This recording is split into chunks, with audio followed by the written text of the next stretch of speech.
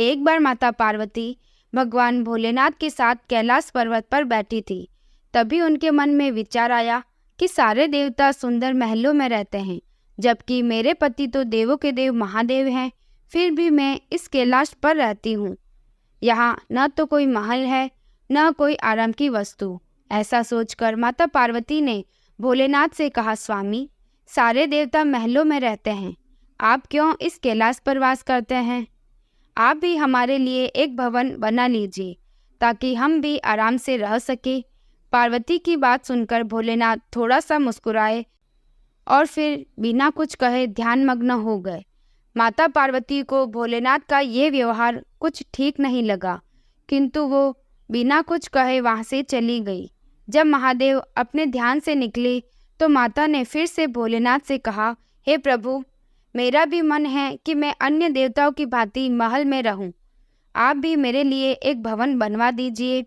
तब महादेव ने उनसे कहा, देवी, महल में रहना हम लोगों के लिए उचित नहीं।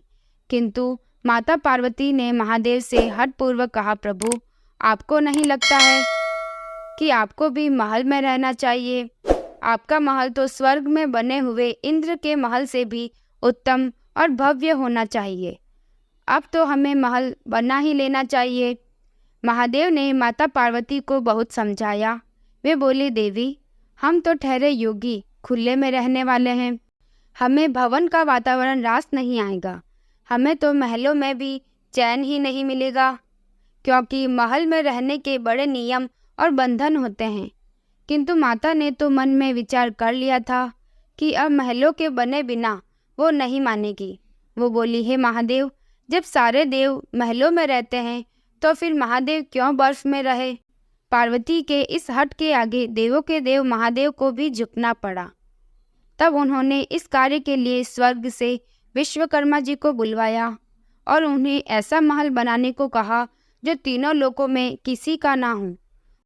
उधर विश्वकर्मा जी महादेव के आदेश अनुसार भवन बनाने के लिए उपयुक्त स्थान की खोज में लग गए।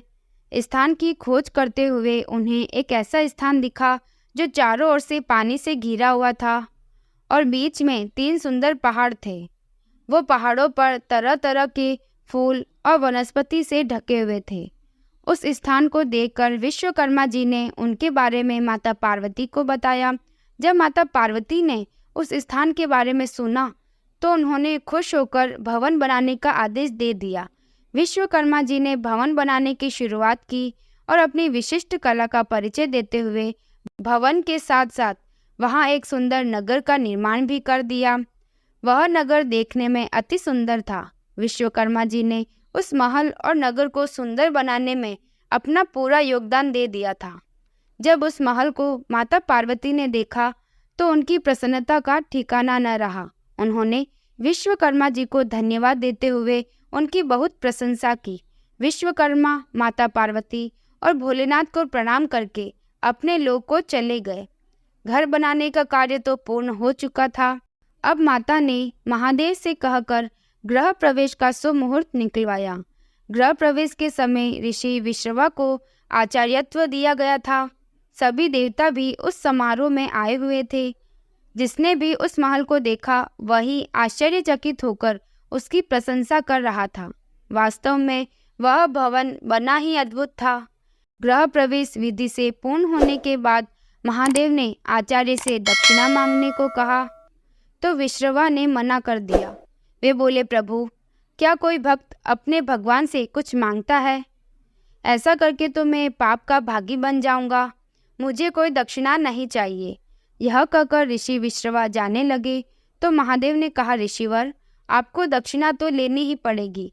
जब तक आचार्य को दक्षिणा न दी जाए तब तो कोई शुभ कार्य पूरा नहीं होता है। महादेव की माया ऋषि विश्रवा का मन उस नए बने हुए नगर पर आ गया। बार बार आग्रह करने पर ऋषि विश्रवा ने दक्षिणा के स्वरूप में उस भवन सहित नगर को ही मांग लिया। ब्राह्मण को दक्षिणा के रूप में उसकी मुंह मांगी वस्तु दी जाती है, इसलिए महादेव ने उस लंका को ऋषि विश्रवा को दान कर दिया। महादेव के द्वारा अपने भवन को दान कर देने से माता पार्वती को बहुत क्रोध आया। वह क्रोध से भर उठी। उन्हें ऋषि की इस धृष्टता पर बड़ा क्रोध आ गया। उसी क्रोध में उन्होंने ऋषि विश्रवा को श्राप दे दिया। वो बोली, तुम तो आचार्य कहलाने के लायक भी नहीं हो। महादेव की सरलता का लाभ उठाकर तुमने बड़ी कुटिलता से मेरे प्रिय महल को हर लिया है। इसके लिए मैं तुम्हें श्राप देती हूँ कि महादेव का ही भक्त एक दिन उस महल को जलाकर राख कर देगा। उसके साथ ही तुम्हारे कुल का भी विनाश होना आरंभ हो जाएगा। पुराणों के अनुसार ऋषि विश्रवा ने वो नगर अपने पुत्र कुबेर को दे दिया, लेकिन कुबेर को निकालकर लंका पर रावण ने अपना अधिकार कर लिया। त्रेता युग में शिव के अवतार हनुमान जी ने उस लंका को जला दिया और उसके बाद विश्रवा के समूल कुल का विनाश श्री राम के द्वारा किया गया। उस कुल में एकमात्र विभीषण ही श्री राम की शरण में होने के कारण बच पाए थे। आपको यह कहानी कैसी लगी कमेंट करें। अगर अच्छी लगी है तो लाइक करें और इस चैनल को सब्सक्राइब करें। धन्यवाद।